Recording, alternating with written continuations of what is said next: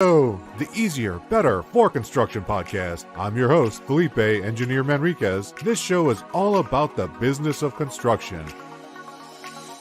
All right, and we are live. It is never too late to join the live stream. If you're watching this on the live, then welcome everybody from all over the world calling in. We also would like to show that we have, in fact, Adam Hoots. Oh, just in time. Just in time, man. You just cost me money because I think we have a bet going, but that's okay. We're going to do some quick introductions. Today, we are gathered together to give thanks that there are people in the world making changes in the design and construction industry. Oh, and we've got some change makers to share with y'all. And it sounds like Adam's got like some maintenance happening right off camera, which is perfect. It's like I tell everybody in Scrum, ladies and gentlemen, the only thing guaranteed is that things are going to change. But we are going to follow our plan, which is no plan. We're going to start with introductions. Jesse, you are first up on screen. Take it. What's going on, people? I know everybody here on the call knows I'm Jesse. I'm beautiful. I'm happy to see you beautiful people and looking forward to some fun conversation this pre-Thanksgiving evening. All right. Jen? Hello, everybody. I am Jennifer, and again, just happy to be here. Looking forward to having some fun. Awesome, Jennifer. Brian Melcher of Field Verified. I don't think anyone knows who I am, but I have famous friends, and so I'm here today. Oh, God, he's so humble. Ladies and gentlemen, Brian Melcher is a star. I am lucky to have him as a friend. We all feel the same way, Brian. You're putting humble to the test because I agree with you. Okay. What's wrong with that? And then last but not least, the maintenance man, the building whisperer. I am Adam Hoots. I am with Construction Ache Solutions. We are we fix aches and pains in the construction industry. That's what we do. So happy to be here with a bunch of my friends. Brian, you reaching out to me Monday was like next level. You are a superstar, and I love what you do. An undefeated record with building leakage, buildings being moist, and you also are a building whisperer, right? Yes, still undefeated. And congratulations to you, Adam. That was the whole point of the call. The battle has begun, and you are well equipped. I appreciate it. I am. Look at this stage with me. I am very well equipped. Thank you all. Rolling deep, baby. Yeah, I love this. And I'm Felipe, Engineer Manriquez. All of you know how you got here because you clicked on something to be here live with us today. So thank you so much for that. We will make this widely available. We want to encourage all of you, if you've got questions or comments, and it looks like they're already starting. Yes. Let's go with one of the first comments coming in right now from Armando. Oh, my God. And we've got the prize goes to Jesse for the most beautiful of the introductions so far. And then we just want to give a shout out to Miss Stephanie Brown, who's asking us if we have any grocery shopping to do. No. Oh, no. We've already planned. This has been taken care of a long time ago. Right? Does anybody still have last minute things to do? Nope. I'm going to be scabbing off a family, so I didn't have any shopping to do. Oh, and I love how Jesse is in with himself making comments and being live. There you go. And then we've got those are good comments. Stephanie, I think that's perfect right there, Brian, Adam at the bottom of the screen. So we appreciate you. Mr. Melcher, can you take care of moist stuffing? Is that something that moist you can stuffing do? There will never, all the stuffing when Field Verified is involved will be dry as a bone. Yeah, baby. Anti-water. Very well done, Brian. So all of us here, we've gathered today before on this week. Everyone's got thanks on the mind, and we want to appreciate everybody. We can start out with either a challenge you recently overcome or a shout out to somebody that has helped you create some change in your organization. I'm going to just steal right now, and I'm going to start by giving Brian Melcher a shout out. This week, Brian made my day.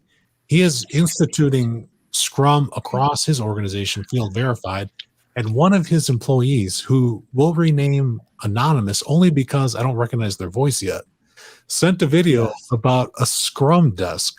Brian, you want to just share the story with people and talk about what you're doing with Scrum in your organization? Well, I think that voice was Rolando Sanchez, our newest hire, and he is just incredible. You want to talk all in. He is really, he's epitomized it. He's the role model of the brand new employee. So he's been all in because Scrum is people shape it to be their own, and everyone's at a different pace. He's been watching as we go. He's been participating in the team Scrum board. But what you saw was just this beautiful video of his desk. He said, "From the makers of Scrum board, I give you Scrum desk." And he had his, it's a nice wood tabletop, and he had a couple of Post-its on it. And I think the closing moment was with the goal this week to not suck. In a great voiceover. So it was just, it was really cool to see him adding to that and starting to participate. And we have rolled out Scrum. We have now 4 certified Scrum Masters. Thank you, Felipe. Maybe 3 with 1 pending taking their tests. But we have Scrum boards of varying sizes and types and organizations and people who love columns on one side versus the other all around the office now. And, it's given a method to the way so many of us have always thought. And then it's given a method to people who have never had a method for organizing those. People with a tendency to serve and please others all the time tend to get caught on, the next thing that's put in front of them. And the Scrum board really helps them to identify value. So we never rolled it out. We just started having weekly meetings where I taught what I was learning about Scrum and told why I liked certain parts of it. And people just started doing it at whatever level of ability or interest that they had. And I just started walking around complimenting and giving feedback on Scrum boards. So that's what we're doing. I wish there was a better format for it, but it's like, just, we've got a, what's the term here? I'm failing as a Scrum Master, but it's the opposite of our burn down. We like to see things go up, but our trajectory is. That's a burn up, a trajectory. You're on your learning curve. And Brian is being very humble. He is very, as people came into the training or conversations with me, they're like, and Brian told us, Felipe, it's okay, to go at our own pace. And so, for those of you on the call that don't know, Brian is leading the organization, and he's creating an environment for change to blossom and occur. And we love that Antonio is even scrumbling, preparing dinner for the kids. It's awesome. Bumbling, scrumbling. I can only imagine that in a very thick accent, Antonio. So I appreciate that so much more because I know what you sound like, and it's awesome. So don't lose that. I know the kids are going to appreciate it. I just want to put up one more time, Jesse, with the massive ability to put comments on this live stream, from multiple places. Jesse, I'm impressed. So I think you must have some burning thing to share since you're the building whisperer. Jesse, I got to know, have you been talking to buildings? Do they talk? I have been being counseled on expanding my mind to learn how to collaborate with buildings. But I suspect that it's going to be like many of my other therapy sessions. It ain't going to stick. Have I mentioned how much I love you lately, Jess? I love you too, my man. Oh, my. Good. For people that don't know, right now on LinkedIn, Mr. Adam Hoots, as a proper change maker, making change, has a survey live open right now. Adam, could you tell us what that survey is asking? Yeah. So last Friday, I was told it might be a little weird if you talk to inanimate objects, meaning buildings.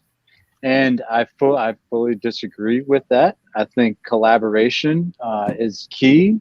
There's some key people on this call, pretty much all of them, that disagree with that statement. So I am a firm believer that you can collaborate with a building, that you can go walk through a building by yourself listen to it, hear it, see it, and it will tell you exactly what it needs. Adam, one of our Mo Young came to your defense. One of my He did today. the rubber ducky guy. The rubber duck. Yeah, I didn't know if you'd seen that. So, Heck yeah. I went out. There's a website. Oh, we got to hear this. What is this defense, Brian? Well, Adam, Mo came to your defense, and I said, that sounds awesome. You should send that to them. And that's the extent of my knowledge. So again, I did some brief research, but if you go, I think it's rubberducking.com or I'm pretty sure it's rubber ducking. You can actually like take a rubber duck, like, the one that floats in a bathtub, and you can talk to it and you can yell at it and you can get these things. Like this is actually like a software solution, I guess. I'm not fully schooled up. I certainly have some homework to do on it, but all I know is Mo came to my defense. Yeah, like we just make it up, right? I don't know. Make it fit our process. Watching Adam, but on the stream. But Jennifer, she tried to lean in and like open her mind. I saw her heart opened, and then it shut again. Well, I got bad news for y'all, because the last check of the poll, maybe, I don't know, 30 minutes, an hour ago, because I've been like pulsing this one. You've been bird dogging it? Yeah. I have been bird dogging it. Guess what? It's winning. You can collaborate with the building according to the internet. Still got 6 days left. Yeah, people, we got 6 days. So let's tell them, let's teach them. Come on, rescue me, please. So, Adam, you made some big transitions recently. What do you have any challenges, a lesson learned, advice that you'd love to give somebody about what kind of struggles are they going to find when they try to attempt change in the construction industry? Well, one is certainly doing it in small batches, right? I think the next would be surrounding yourself with people that help you realize the change and the value that you add. And then probably the most complicated thing is to actually own that impact that you can make. It's a really big challenge, I think, a lot of times for leaders, servant leaders, to stand up and say, look, this is the change that I am going to make in the industry, and I'm going to own the fact that I can make that happen. And so, we've gone through a lot of change over the last really 6 months. I think I've gotten a lot more public, right? Which isn't really for me. I don't really enjoy or appreciate that scene. Like, I want to be on the job like swinging a hammer, like being like with the crew, getting dirty boots, not fancy boots, as some people say here. So being around the people who can help you see your star power, to quote one person in the top right of my screen anyway. Right. It looks like we got a LinkedIn user giving us some assistance with the the rubber ducky link. And while we'll let that simmer, we'll let that duck hatch, if you will, second, or float. Thank you, Jesse, for setting up that pun. I want to pivot to Jennifer. Jennifer, you've got you just recently presented at Lean Construction Institute Congress in Phoenix, and I got to be in the audience and listen to some amazing stories. You've got some successes with change, and even passed out a roadmap for people to use to implement that. And share a couple. And she had walk-up music. Yes, she did. That's right. She did have walk-up music. I mean, was that Eye of the Tiger? I think I want to say it was Eye of the Tiger. I think we can make that happen. So let's go ahead and, Jennifer, start your story. Don't worry about anything that you hear coming over the airwaves. Well, I think you've thrown a lot of things out there. So you threw Congress, which I'm happy to hit on some of the high notes on what we shared there.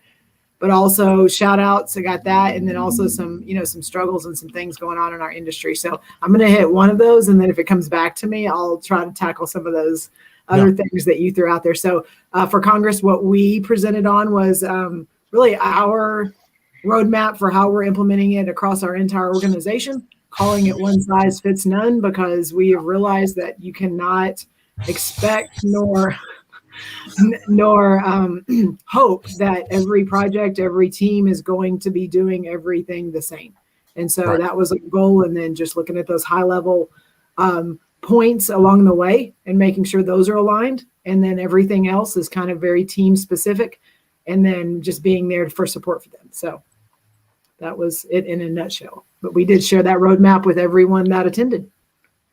Yeah, and being there to support people. I mean, Jennifer, for those who don't know, Jennifer has I think, I don't know who this LinkedIn user is, but I think they've nailed it. How do you get this pronunciation right, Jesse? Can you help a brother out? Genius. I'm pretty sure I own that hashtag, by the way, for whatever that's worth. I claimed it. Okay, I love that. But you can see that we all get along here pretty well, and we do support each other. I know that some of us talk and support each other at exactly the right amount. So, Jesse, I want to pivot to you now because you do quite a bit of work with Jennifer. What is one positive thing that she's helped you change? Oh, man. So I would say the most profound thing that she's helped me change is owning my impact. It's and you know, Felipe, you and I've had these conversations before, or the tone of the conversation was around the same point. You know, I'm very shy and I'm very humble. I'm very meek. No, I mean my outward, like my. Hold on a second, Jesse, because Jennifer's laughing and Adam's laughing, and so is Brian. But I know the real Jesse. He is confirmed. He's actually at least shy. The other things you can be debated. Yeah, I have. I think I have a big personality. I don't mind being noticed. I don't mind being seen, and I have a habit of kind of adding static to like protect myself. Deflecting. Thank you. That's deflecting. the word. I have a habit of deflecting and really minimizing like the amazing impact that I have in the way that I serve people. And even saying that doesn't sound very humble, but I do. Like, you know, I'm a self-discovery escort. Oh boy. But he doesn't. He's got it. But he doesn't collaborate with buildings, folks. Correct. I draw the line somewhere. I got to have boundaries. So the less deflecting, how's that been beneficial? Because I think one of those people mentioned before in some of the comments leading up to the stream is that, you know, a lot of people talk about change, and some people are like, change is so simple. You just tell people what to do and they'll just do it. But I'm not even joking, Jennifer. These are the things that people say in comments. But like, if you're not in charge, or maybe you have to lead by influence, what's the first starting point, Jesse? Like, what made you even want to deal with deflecting for personal change and growth? Yeah. So the deflecting part for me is it's all the garbage that came up that I've carried with me since I was a kid, right? I spent a lot of years earning attention by whatever means necessary. So like negative behavior, self-destructive behavior, fell in love with my my reputation, and it was a self-fulfilling prophecy that just kind of took me astray. And I think that's where the deflecting piece comes from. Because concurrently, like while I'm doing that, I do recognize that I have tremendous influence. I mean, y'all know I came from the trades. I'm not a formally educated person. And the spaces, like Miss Stephanie says, I'm an inside outsider. I don't fit the typical mold. I don't have the resume that most people have in the levels that I've served at multiple organizations now. Came from the trades, from the dirty south side of San Antonio, but I've built a skill set where I can understand people and build trust pretty quickly and serve them at a super deep level. And so the value in beginning to embrace the impact that I actually do have is that when I do that, I believe that it's going to give others permission with the same checkered background that I might have, or the lack of credentials and all these other things that we like to allow to get in our way. I believe when I own it, that people are going to say, well, hell yeah, look at that fool. I could do that too. Or I don't think anyone says, "Look at that fool." I mean, No, they say like, look at that stallion right there. I want to be like that's that when I grow up. That's better. So I think like one of the theme between the two of you, Jesse and Jennifer, and Adam, you can chime in for sure. But it sounds like, I mean, Jennifer, you hit on something. For people to make a change, they're going to need some support. And Jesse, you mentioned people are going to need to trust you, and you need to be able to be trusted.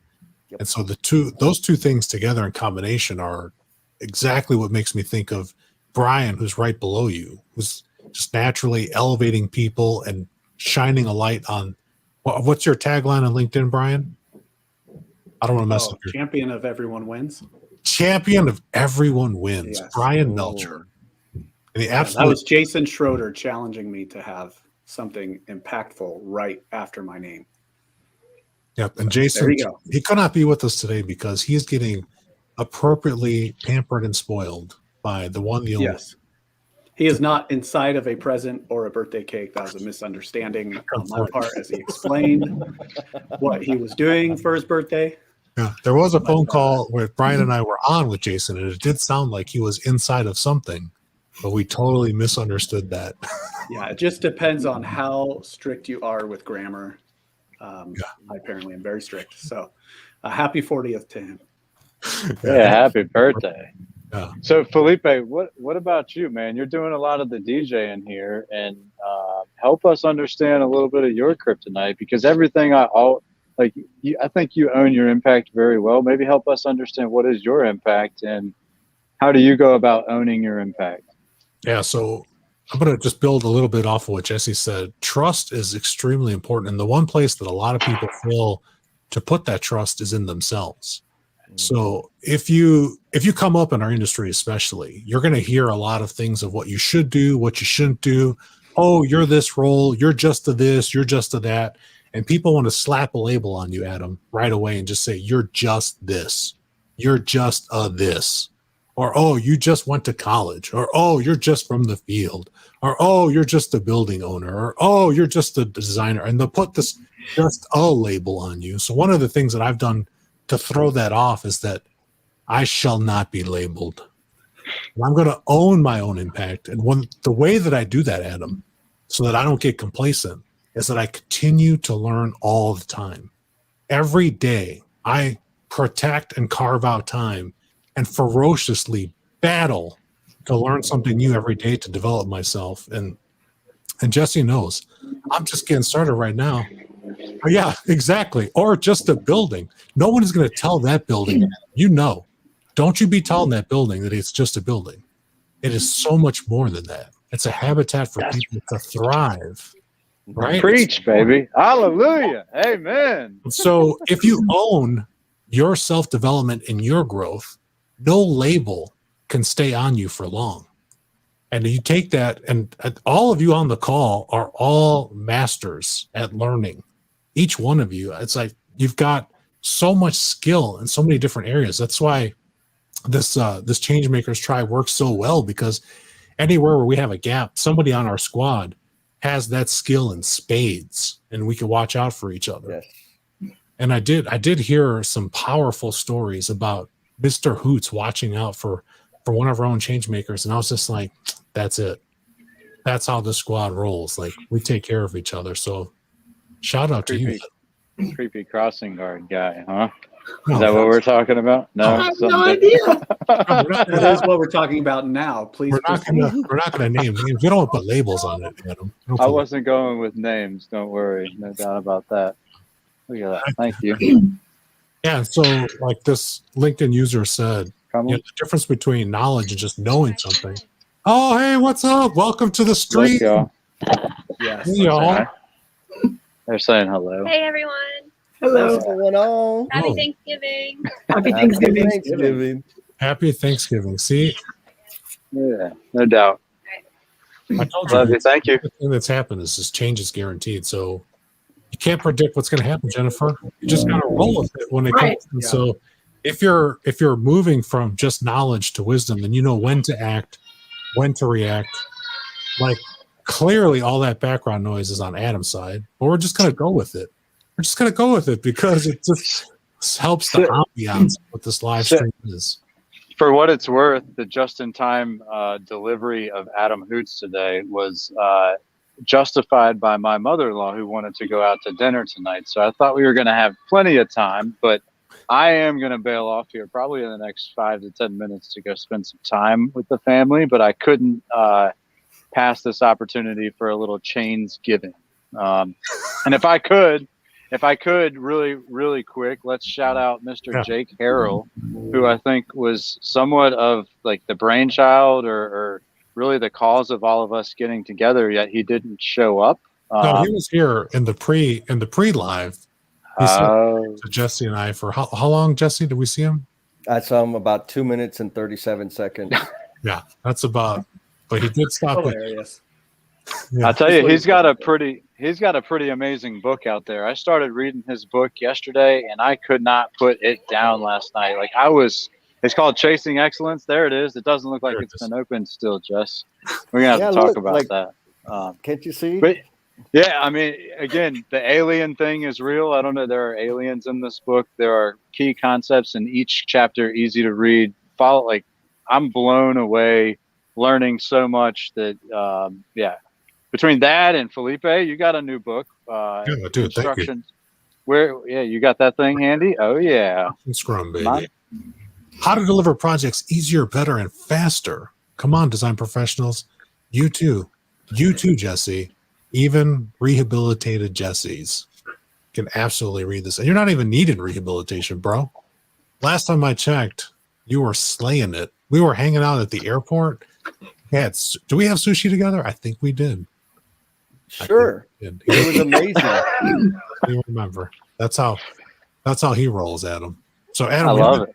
When you got to roll out, you just roll out as you need. You just remember that Learn's a Misstep podcast got your back with building whispering. Fair. I need more.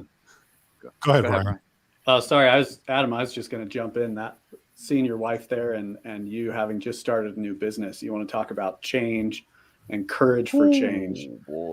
I was, and I think I told you this. You said all the right things. I'm humbled and I'm a little nervous about doing this. And the truth is, if you step out and do something like start your own business, that is not.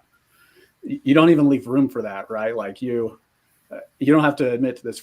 In my case, there was no room for thinking that there might be any chance for failure. But that was me getting able to go out and do my own thing and control my own destiny.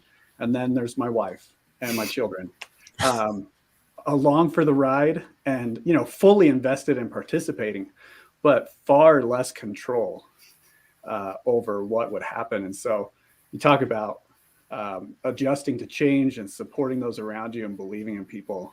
We all lose. Adam, your wife she's the top of the list right now. Yeah, absolutely. I tell you, so I've been trying to go down this vulnerability trail with Jen and Jess twice a week, sometimes 3 times a week. And there's nothing really like the vulnerability of being out on your own and not knowing where that next paycheck's going to come from, but trusting the process and having faith that there is greater good in the world. And there's people, again, like on this stage here that, Brian, I get your phone call. Although you scared the hell out of me, most businesses fail in the first 6 months. So focus on the first 6 months. And well, but that's when people care about you, right? Where they're giving you this type of advice and invest, like calling me, not texting, not emailing, like not posting on LinkedIn. You called me, and that made I don't know. There was something warm and comforting about that. So I'm very grateful for that relationship. I love you, Brian. I got care for you, my man. Yeah. When you need a fire lit beneath you, I will light it and then I will douse it with gasoline. I will get it going. Yeah, that's beautiful. We've got. I think that's one of the things that can really hold people back from change, though, especially a life change or career change, or if you have someone at home who is telling you that you're just this, or you've had people in your life that tell you you're just this, or you're not a. For me, it wasn't it's you're not. That is a huge thing that can hold you back. So there's a lot of talk in this group about finding the right tribe around you. And for me, that was one of the biggest pushes to some of the biggest changes in my life. Absolutely. And for people that don't know, like I call Brian for help, and we just recently met, and I'll call Brian, like, Brian, I'm thinking about this, or Brian will send me a note and say, hey, what do you think about this? And we play off of those ideas and support each other, and we push each other to keep growing. So, and we've got growth from all over the world. So I want to give a shout out to Richardus from Indonesia, calling in. It's got to be like sometime in the 4 sunrise hours in Indonesia right now. So we super appreciate you staying up late with us to talk about change. Appreciate all the people and comments too. And people, just because you're watching this on the replay doesn't mean that we're not following and watching your comments and questions. We will absolutely respond to all comments, especially comments about how to maintain CPM schedules, just in case you're wondering. Nice. And we got another. You're going to get it. Yeah, I know it's going to come out. Got another comment. Look, we've got the Tuna Fan talking about on YouTube. Love the YouTube handles. Just learned yesterday what Elmo means. Wow. Mm-hmm. We appreciate that. Yeah, there's things that you're going to learn. Don't worry about it, the Tuna Fan. Just like I was. You were born with amnesia. So was I. And we have to learn. Here you go, Tuna Fam. What is Elmo? I have no idea. Oh. Let's give it to who's should we let Tuna Fam respond in due time, or should we just spoil it? If a laughing emoji comes across, that's going to be too much. Okay, so Tuna Fam, Brian doesn't know what Elmo stands for, so give us the answer and we'll bring up so that you can have the pleasure teaching Brian Melcher what Elmo. So we'll move on until we come back, until the Tuna Fan comes at. Straight face. Thank you. He's got the straight face. I don't know what straight face means. Like, is he gonna? Oh, he's got a zipped face. He's like, so can I? How about this? Questionator. Can we hit him with some questions? Like, Brian, what do you do when there's a dead horse in your conversation? Personally, I usually kick it a couple of times and try to okay. A nicer version of the point.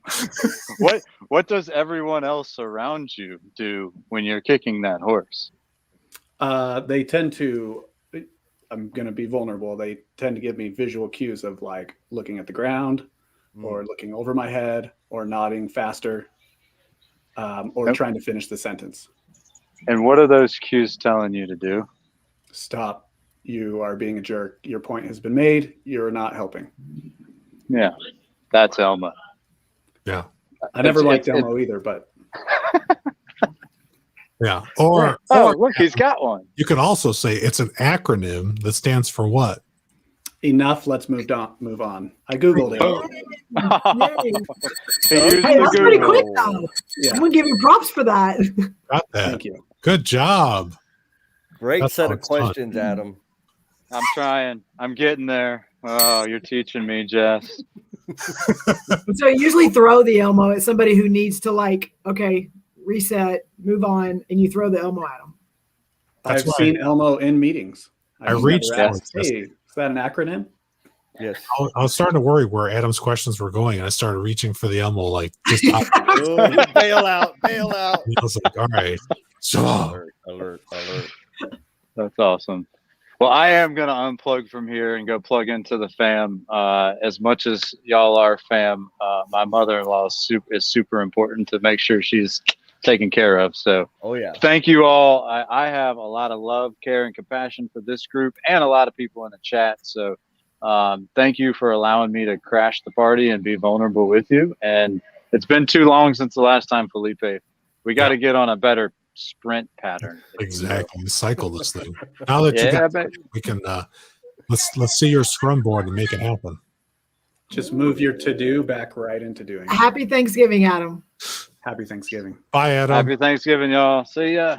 All right. So now we're gonna go. Let's dial it up a notch and go harder questions. So let's start with a time you tried to make a change and it failed. I'm gonna kick it off with a real quick one.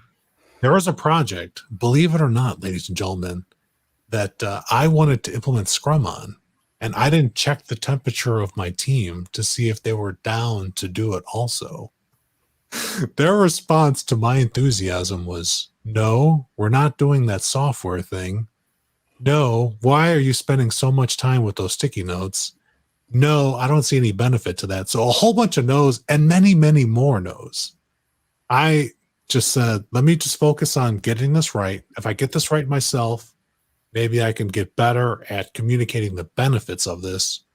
And then just today, fast forward, that team did not adopt it in that first iteration.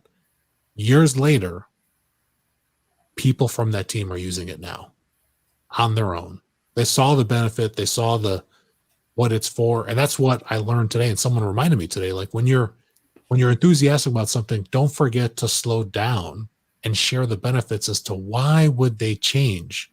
The way that they were working before you got here clearly got them to the same exact project that you're on.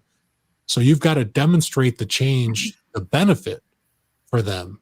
What's the value for them? So slow down and do that. So now I just look for people that are interested. I was on a job the other day and the team had a scrum board up, but they were having some struggles with getting the team to get enthusiastic about it. And I just asked, how did you introduce this to the people? And they said, well, we should just do this just because. And I was like, I made that mistake. So why would you want to use it? How are people doing? Is there a benefit to them if they do less things at once? And the light bulb started going off, and then other people in the trailer started paying attention. And you could just feel a shift in the energy as people had space for, there is actually a need here. And this could actually maybe help us. And so now they're on a different path. So I'll just open it up to any of you who's got a quick share or something that they tried that didn't work well. I want to go just because it feeds off of yours, Felipe. It really follows the trying to implement something and you thinking you have the answers. And what I've realized is there was a couple things as we have been doing this over 7 years is we did not go to where they were. We did not bring them into a space and acknowledge and completely elevate what they had done up until that point. And that miss caused years and years of having to try to get people to see it and understand it, because at that point there's a better way. We're going to do it a better way. But they had really good success up until that point. And because we didn't bring them in, we didn't go to where they were, and we didn't bring them into that process and really acknowledge the things they'd done, talk about it, and let them really be the ones talking about some things that could improve because people outside of them had the answers. You had to deal with resistance. We had to deal with things that could have easily, in my mind, it would have helped the process and helped our implementation if we would have just acknowledged it and not come in and said, we have a group of people that have better solutions than what you've been doing, but really, really validating what they had done and bringing them into that conversation. In my mind, it would have changed a lot of some of the hurdles I've had to deal with. 100%. 100%. Were you following me this week, Jennifer? Because I had the same thing happen today, or not today, but the same thing happened this week. That's awesome. Jesse or Brian, do you have a fail challenge too? Some people you forgot to bring along with you, like Jennifer and I did. Yeah, I'll jump in, Brian. Thank you, because you are the epitome of humility. It's giving me some space, my friend. One specific example was back when I was with TD Industries. We had deployed a training program that was transitioning installers to foreman and foreman to superintendent. And part of that program, we built in the last planner system as more specifically the weekly work plan, the 6-week look ahead, and these sorts of things. And we started out, it was like, y'all just go ahead. I don't care how you submit your weekly work plan. And I know how you feel about submitting weekly work plans, Felipe, but the purpose behind them submitting the weekly work plans was so that I could get an understanding of the depth of planning they were performing so that I could coach them up. So example, the first time I would get, what was the activity? Install duct. Like that, of course you're going to hit 100% because all you got to do is put up 1 foot of duct and you've achieved the goal. So I got to look at those little nuances and meet people where they were at. Anyhow, originally it was like, all right, write them down on paper, write them down on a piece of cardboard, on a piece of sheetrock. I don't care. Just submit your plans so I can evaluate them and I can use that information to coach you up. And that was going really well. And then everybody had iPads. So we started, okay, we're going to do iPads, and now it's Excel, and here's the estimate sheet, and here's another spreadsheet to do some calculations and tie the linear footage of installation per man hour and blah, blah, blah, blah, like I made it really big because that was the world I was living in. And kind of to your point earlier, I had already experienced the value, worked through the pains, and it lived the value of doing it this way. And I didn't account for the time, the learning curve for these individuals to get there. And all of a sudden, the weekly work plans weren't coming into me. And I'm like, what the hell? Like, okay, I'm going to go, and because, I'm this way, I will just go and schedule time with every foreman, and I will sit down by their side and make sure we get them done. Well, what I wasn't aware of was there was some people that were bugging them about spelling and punctuation and the size of the Excel cell and font. And so and then my stuff, right? The spreadsheets and the estimate, like it was all this additional junk that just made their job harder. And so though I knew there was going to be value in it, I didn't account for their maturity with the use of these new tools. It was kind of like, we learn how to, multiply and divide, and then boom, calculus. And so I failed to teach them and coach them up to be able to utilize and integrate all of these tools, because I had a hyper elaborate plan and a vision and milestones and like all of these things that were going to happen. And so I was compelled to like make it happen despite them. And so, one of the takeaways, Jen loves it. The way I plan now is kind of, it's pretty much like rough idea. Let's put it out into the world, because when humans start interacting with it, that informs what direction we can go to better serve those people.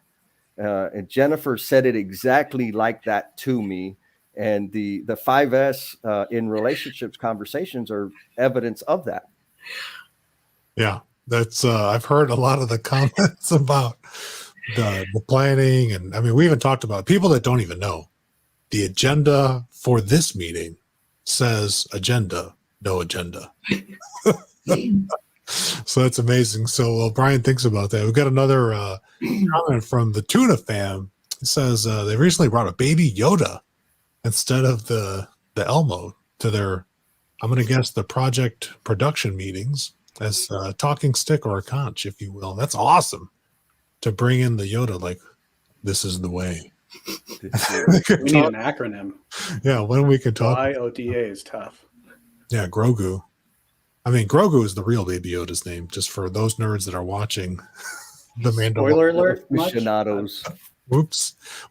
It's season's been out for a while, Brian. So if you haven't caught it by now, it's Grogu. You're welcome. So I just loved how the Tuna fan closed that comment out, Jesse. Change would be hard. I like the comment about tentativeness due to language barriers. I have failed at every change I've tried to implement over 8.5 years of running Field Verified and in management before that. So first attempt failed everything we've ever done. In the last year, my big push was just to provide clarity. Because the year before that was to give everybody space to speak up. We finally gave them space, and they were like, you never convey from where you start to this vision that you have in the end. You tell us how great it's going to be and how to get started, and then you give us one of these. And so, of course, everything failed. One of those things was changing our meetings. And now we have just incredible meetings that I would just put up to anyone as a role model. One, because they are evolving. We have meetings across our organization, but we did some things. The two big things we did was treating silence as disagreement And when we started that, it failed on a regular basis. We got responses like, I'm a grown man. I trimmed that one down for language for you, Felipe. For all appreciate audiences. you. I'm a grown man. I don't need this. But it's very simple. You treat everyone in the room who's not speaking as though they disagree. So they have an opportunity to agree. It takes a little bit longer, and it might feel like, boy, this is wasting time.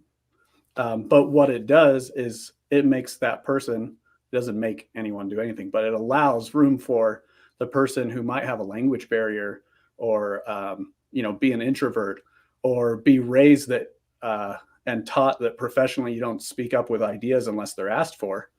What a shame that is, that they won't speak until someone looks at them and says, do you disagree? So this was change that took a while, fell on its face, but it's been incredibly positive. And I love the phrase when it's like, do you agree or do you have anything to add here? And the person says, no, I just, and I smile every time there's that phrase because they've been trained to say, no, I don't have anything to add. But when they get that voice, it's almost like as soon as they start talking, that idea and that feeling just finds its way out. So tentativeness due to language barriers, it's actually really helped. And I've been in meetings on projects where we're trying to solve complex design issues with the facade. We say they're complex. If you're inside the building, all of that is far more complex. But you get the solution from a foreman or even an installer who happens to be in the meeting, that only because you go one by one do they choose to speak up. And I remember a couple of instances where they literally were just, hey, why don't you just make a piece of flashing shaped like this? Done. And they were probably waiting for 20 minutes while everybody else deliberated while they had that answer. But thank goodness we, made the effort to talk to everybody. Yeah, thank you for sharing that, Brian. That's awesome. And we got Larry also sharing some thank you to Jesse for sharing his story about the weekly work plans, which Jesse knows how I feel about that. He knows. We don't need to rehash it here. No, you can listen. They can catch it on our collabo sessions when we're reviewing the Lean Builder, because we rehashed a lot of our LPS trauma on that series. We've been heard. I have never heard any last planner system trauma from Jennifer, and I know that she's a masterful facilitator of last planner. Jennifer, do you have any last planner horror stories that you can share so that Jesse and I don't have to be the only ones that survived some traumatic experiences? I guess I'll pull the one that traumatic. I don't know if it was traumatic. Every time I go in, I expect people to throw rocks at something. So if they do, it doesn't hurt me as much as I'm kind of, okay, how are we going to deal with this? So I think probably one that rose up more than the other is going into facilitating a last planner discussion. We had the trades there, superintendents there, and we were talking through the board. And in the middle of the meeting, which, this is exactly why the meeting is there, is he says, Jennifer, I have a problem with all this. This is superintendent. So, okay. He said, he goes, my issue is, we have all these activities up here and they come from the 3-week look ahead and they come from the near term, and he's going through, he said, but we don't identify, milestones, critical path. We don't identify those on the board. And again, it's the middle of a meeting. And he goes, so I started just putting those on, making sure those were on the board in red. And my response is, that's a great idea. Because at that point there's not a whole lot you can do with the entire team standing there. So again, not that it's I wouldn't call it a horror story, but obviously it was one that we had to get through. And, and that was what was important to him. And so we needed to have some more conversations after the fact, but, that's what he needed for it to work better for him. And so to me, that, I guess the takeaway for me was not so much of, okay, this is right and this is wrong. It's that we have to go where they are. And we have to realize that it's not one size fits all. It's one size fits none.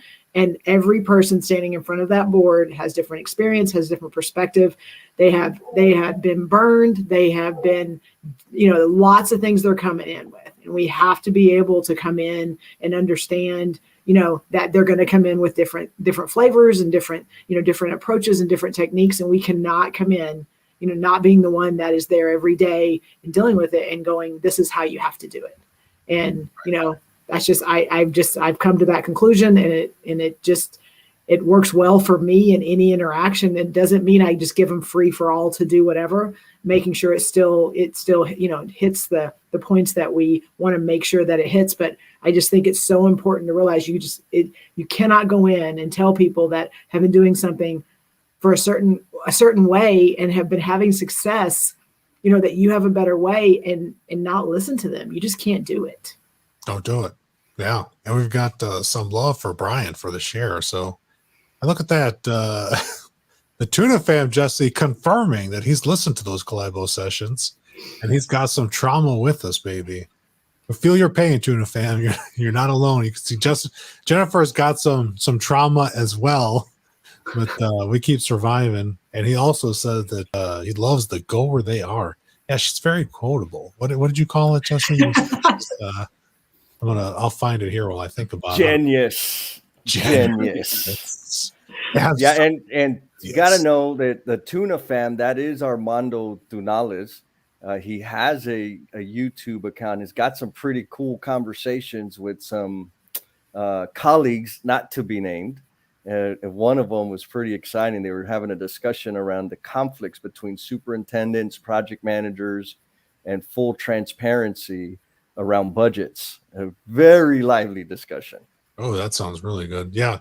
Tuna Fam, you can shamelessly plug that in the show. You can make a comment. We'll bring it up to share people so you can drop the link. Get to where that's at. We love the links. And Larry's like, yeah, another one size fits none. Awesome quote. I'm sure Adam is secretly watching this from the dinner table, Jennifer, and trying to hashtag it as we speak. I know. He it's like he does. And it's funny, Felipe, I was looking here. So, and it goes back to what we just talked about on the roadmap that we shared. So there. Yeah. Oh, there it is. Perfect. Yeah. And that's from Congress, where it was one size fits none. Like that was our name of our presentation. So yes. One size. That's what drove me into it. And then I saw for bonus, I was like, oh my God, Jennifer's speaking at this. I was like, catchy title. I was like, well done. Hey, that's marketing. Hey, I mean, I'm just telling you, there's things that you gotta get people in. You gotta have a hook. Now you gotta back it up. You gotta have a body of work, as they're never going to show up again. But if you have a body of work and you have a catchy title, then people are going to show up. Or you could do what the Tuna Fam's doing to us. You drop a cliffhanger, and then you don't actually deliver, so you make everybody go searching for it. Yes, genius. So genius. Well played. Organic searches. Hey, Felipe, as I'm thinking to all of these failures and something that you talked about, trying to implement change and failing. As I've looked back at each of those, central to all of them is a feeling that I had taught enough. And clearly had not. And sometimes it came out of pure arrogance or, look, I shouldn't have to explain this anymore because it came easily to me. And I think, Jesse, you're not an arrogant person, but that's part of where that, hey, look, it's just a spreadsheet, just fill it in. It just works, right? We're so confident in it. So maybe not arrogance, but confidence that the concept can be understood. Other times it's just time. There have been times where, I have had a lot of, pulled in a lot of directions, and I've made the choice that I would go do something new rather than stick around and make sure that it was taught correctly. And so that's, as we try to implement change more successfully, we make sure that we are adding time to teach. So there was a comment about plan, do, check. Check how much time you're spending teaching, not the adequacy of it, not how you're re-inspecting whether they're doing what you've asked, but can you spend more time teaching? Can it be more valuable? Yes, Absolutely. You can. And yes, you can. And the answer is always yes. Yes. Yes and yes. And we've got our first question in here. Jess, are you ready to give some answers here to our brother from Indonesia? Yeah, I'll take a stab at it. Take a stab. I know you submitted a change order or two. Let's see. So what you say? How do we bring change to the owner and deal with all of that wonderfulness that happens? You know, when I was working on the trade partner side of it, I was able to observe that we would create the catastrophe ourselves, meaning we would kind of hold it and say, well, it's not that big. Well, like this one's not that big. Well, and there's a million of those. And so in the meantime, what's happening is all the other trade partners and the general contractor are submitting change orders. So whatever contingency they may have had is being exhausted while you're trying to play nice. And then we get to a point where, man, I really got to submit this big one, this big, stinky, ugly one. And I'm going to try to recoup some of the other stuff that I did earlier, because now my budget is looking a little anorexic. And so now it's this perfect storm of reserves are depleted and then blindsided with this damn thing that was like obvious, or like there's no doubt it should have been mentioned sooner to mitigate the impact that it was having at this point. And so you erode trust. And they are constrained by whatever funds and resources are available. So it creates this big giant disaster. And so the remedy to that is bad news early is good news, right? This is not going to work. There's going to be added costs. This is added scope, X, Y, and Z. Have the conversation as soon as you know it, every single time that you know it. And that practice has served me well in terms of maintaining those relationships. Yeah, absolutely. I love that. We got some appreciation from my friend from all the way from Brazil, Wagner. Obrigado, Wagner. I keep that Portuguese on the ready, Jesse, in case you're wondering. Nice. Eu não falo português. And it's very similar to Spanish, Jesse, but not. Oh, I know. Not similar enough. Felipe, I just want to add to what Jesse said. He was talking through the project. I want to make sure we do emphasize that proactive approach. Not that you can prevent everything, but early in the project, before the project gets kicked off, during that alignment, whenever you are, going through and really talking about the high level things of the project and the things that are important, and really digging into that conditions of satisfaction discussion. And I think a lot, not that you can prevent everything, but I think when these type of conversations come up early and you're able to start, figuring out what that process will look like when those things do happen, and and everyone's bought in and everyone believes that's the process that needs to happen. And then when those things do come up and then it gets brought back and we look at this against our conditions of satisfaction and what we all together agreed upon, a lot of times it won't completely mitigate it, but I think sometimes it helps remind people that, hey, we sat down and we did talk through what that process looked like, and we want to make sure that we stick to what we all bought into. So just want to make sure we talk about that too. Yep. All the way from Mexico, Misael, great nuggets. Yeah. How do you say, what is she delivering, Jesse? Genius. Yeah, genius. It's never going to get old, Jesse. We're going to have to just cover that button. I like that. Yeah, and Eduardo says the same thing. Bad news early is good news. He likes it. Yeah, absolutely. And don't forget you can nerd out and check the contract. Some contracts they have some provisions. And what Jennifer's talking about with the condition of satisfaction, that can be done contract agnostic. You don't have to have that in your contract to act that way or to be proactive. So let's go around. We're going to be proactive and look at the time and honor everybody's beautiful day and give each one of you the last words before we close this Changemakers session out. Let's go reverse order, starting with Brian. If you're ready, Brian, Yes. Otherwise we'll come back to you. Take it, Brian. What do I have? 30 seconds? At least Start that. the clock. Okay. So there's been a thought on my mind as we've talked about this. And that is when you're trying to implement change or you're giving advice to someone, they've come and asked for advice and you give them a couple of answers and you can hear in their voice or see on their face that there is no way they are doing it. This is really common. It's really heartbreaking. It makes you want to not give advice.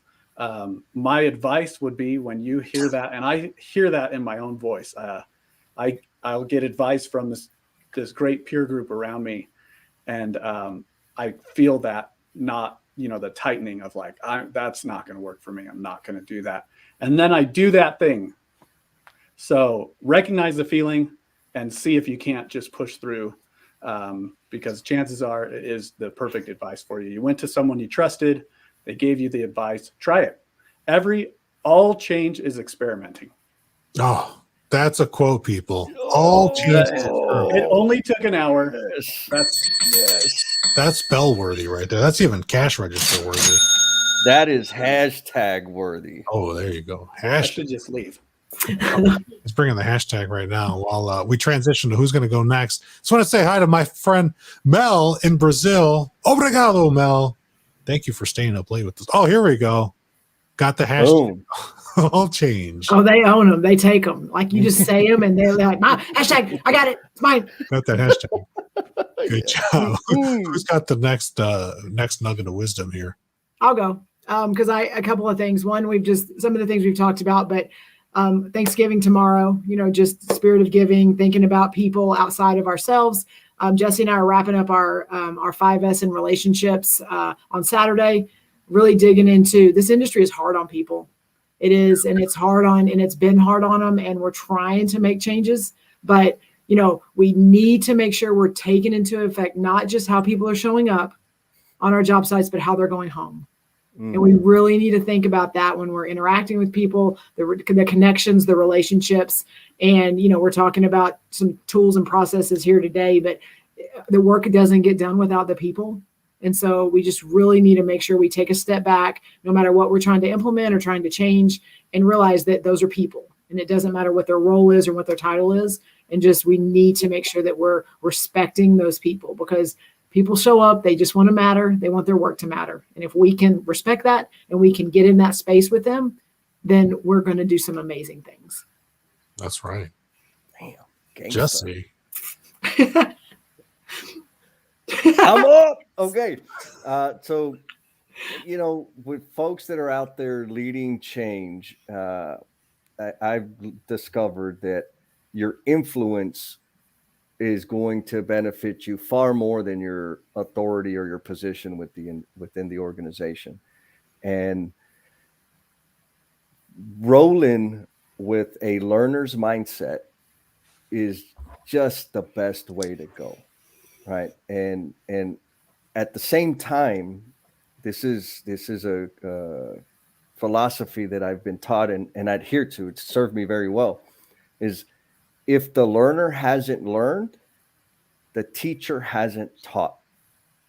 And so that puts the onus on me, which reinforces the first statement I made of walk in the learner's mindset, because as I'm transferring knowledge or attempting to do that, and it's missing the mark, I need to be learning what the hell is it that I'm doing that is failing to connect with this special, unique, amazing human being in front of me, and listen with my eyes and my ears to what they're signaling to me as to how I need to adjust to better serve them.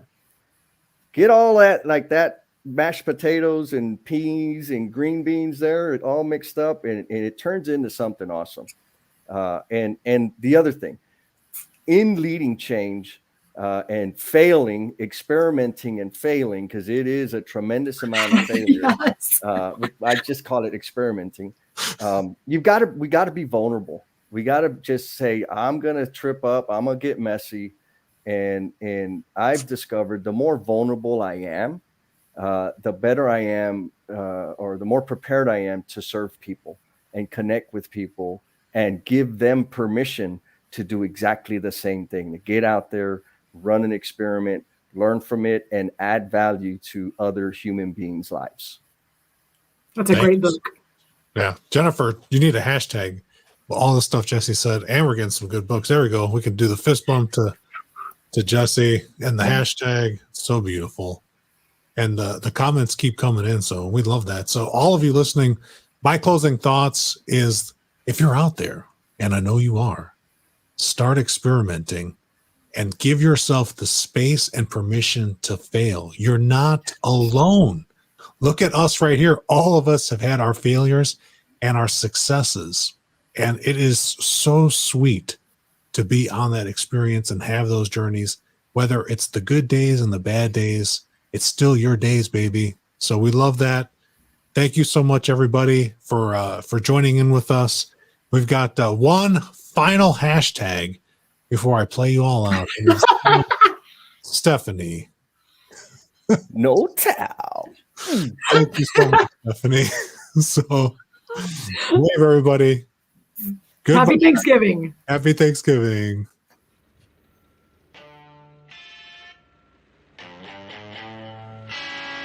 Very special thanks to my guest. I'm Felipe Engineer Manriquez. The EBFC show is created by Felipe and produced by a passion to build easier and better.